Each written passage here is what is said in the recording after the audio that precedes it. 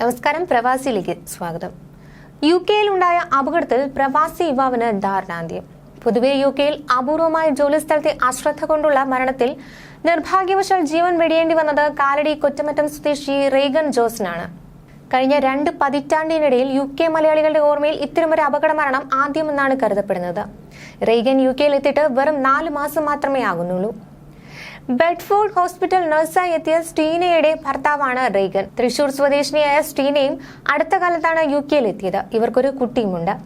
രാവിലെ ജോലിക്ക് പോയ ഭർത്താവ് ഇനി മടങ്ങി വരില്ല എന്ന പൊള്ളിക്കുന്ന സത്യം ഇനിയും ഉൾക്കൊള്ളാൻ പ്രയാസപ്പെടുന്ന സ്റ്റീനയെ എങ്ങനെ ആശ്വസിപ്പിക്കുമെന്നറിയാതെ ഉഴലുകയാണ് ബെഡ്ഫോർഡ് മലയാളികൾ. കഴിഞ്ഞ ദിവസം ഉച്ചയോടെ ഉണ്ടായ ഈ അപകടത്തിൽ റേഗന് ഒപ്പം നേപ്പാൾ സ്വദേശിയായ യുവാവും കൊല്ലപ്പെട്ടുവെന്നാണ് ലഭ്യമാകുന്ന വിവരം. ജോലിക്കിടെ ഭാരമുള്ള വസ്തു മുകളിൽ നിന്നും ഇരുവരുടെയും ദേഹത്തേക്ക് പതിക്കുകയായിരുന്നുവെന്നാണ് പറയുന്നത്. കാലടി കൊറ്റാമം മണവാളൻ ജോസിന്റെയും റീത്തയുടെ 3 മക്കളിൽ ഒരാളാണ് റേഗൻ. ഇരട്ടകളായ ഇദ്ദേഹത്തിന്റെ സഹോദരൻ പുരോഹിതനായി സേവനം ചെയ്യുകയാണ്. കൂടുതൽ വിവരങ്ങൾ ലഭിക്കാതെ നാട്ടിലെ കുടുംബവും ബന്ധുക്കളും ഏറെ ആശങ്കയിലാണ്. തലക്കേറ്റ പരിക്കാണ് മരണകാരണമെന്നും പറയുന്നു. അപകടം സംബന്ധിച്ച് കൂടുതൽ വിവരങ്ങൾ ലഭ്യമായിട്ടില്ല. തുടർച്ചയായ മരണം മൂലം ബെഡ്ഫോർഡ്ഷയർ മലയാളി സമൂഹവും എങ്ങനെ പ്രതിസന്ധി തരണം ചെയ്യും എന്ന പ്രയാസത്തിലാണ്. നിയമ നടപടികൾ പൂർത്തിയാക്കുന്നതിനു വേണ്ടി മൃതദേഹം ബെഡ്ഫോർഡ് ആശുപത്രി മോർച്ചറിൽ സൂക്ഷിച്ചിരിക്കുകയാണ്. നാളെയോടുകൂടി അനന്തര നടപടികൾ തുടക്കമാവൂ എന്നാണ് അറിയാനാകുന്നത്. 2 ദിവസം മുമ്പാണ് ഇദ്ദേഹം പുതിയ കമ്പനിയിൽ ജോലിക്ക് കയറിയത്. ആകസ്മികമായി മറ്റൊരു മരണവും യുകെ മലയാളികളെ ദുഃഖത്തിലാഴ്ത്തി. ഹൃദയാഘാതത്തെ തുടർന്ന് യുകെ ബെഡ്ഫോർഡിനടുത്ത് സെന്റോഴ്സിൽ താമസിക്കുന്ന ജോജോ ഫ്രാൻസിസ് ആണ് അന്തരിച്ചത്. ചങ്ങനാശ്ശേരി മാമൂട് സ്വദേശിയാണ് ജോജോ.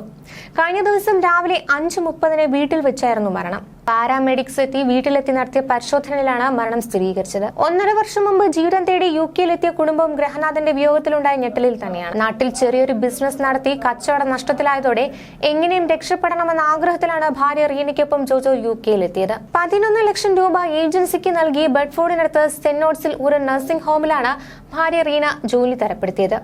1 വർഷം മുമ്പ് ജോജോ യുകെയിലെത്തി. രക്തത്തിൽ പ്ലേറ്റ്ലെറ്റ് കുറയുന്നതിനാൽ ചില മരുന്നുകൾ ജോജോ കഴിച്ചു വന്നതിനാൽ മറ്റ് ആരോഗ്യ പ്രശ്നങ്ങളൊന്നും ജോജോയ്ക്ക് ഇല്ലായിരുന്നു എന്നാണ് കുടുംബാംഗങ്ങൾ പറയുന്നത്. യുകെയിലെത്തി പല ജോലികൾക്ക് ശ്രമിച്ചെങ്കിലും ഒന്നും ശരിയായില്ല. അടുത്തിടെ ഒരു ജോലി തരപ്പെടുത്തി ജോലിക്ക് കയറാനിരിക്കെയാണ് മരണം. 2 ദിവസം മുമ്പ് മുതൽ ചെറിയ അസ്വസ്ഥതകൾ ജോജയെ അലട്ടിയിരുന്നതായി ഭാര്യ പറയുന്നു. ഗ്യാസ് മൂലമാണെന്ന് കരുതി ചില മരുന്നുകൾ കഴിച്ച ശേഷം വെള്ളിയാഴ്ച രാത്രിയിൽ ഉറങ്ങാൻ കിടന്നതായിരുന്നു ജോജോ.